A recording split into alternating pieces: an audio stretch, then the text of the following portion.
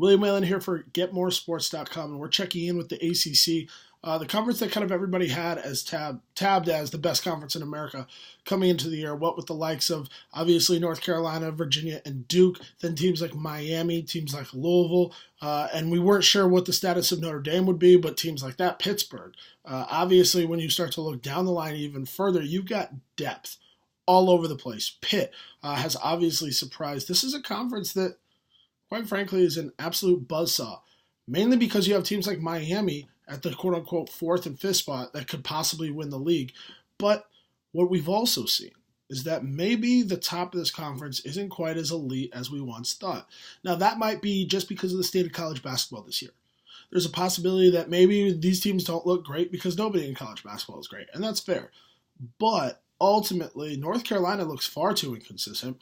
Duke looks far too susceptible to off nights from Brandon Ingram and the important role that he plays for that team, and they don't really have consistent play out of the point guard spot yet. Then you look at Virginia. Obviously, their pack line defense has been effective, but they've got scoring issues outside of Malcolm Brogdon.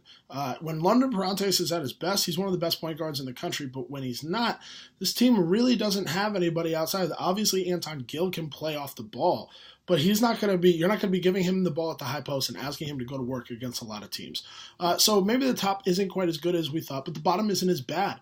Boston College is rough, but again, you look at teams like Syracuse, who we thought was going to be terrible, and they're actually pretty darn good, even being ranked at one time. You look at Clemson, they've been tough at times this year. Then you look at programs like Georgia Tech and Virginia Tech, a lot of improvement from both of those.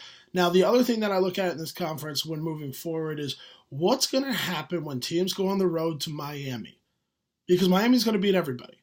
And then they're going to lose to everybody. It's going to be the most maddening team in college basketball possibly to follow once the conference season starts. The ACC is going to be wild. I can't wait to see what happens. I predicted three different teams to win at 3 different times so far. I think, to say the least, it's going to be an exciting ride. But that's where we stand right now.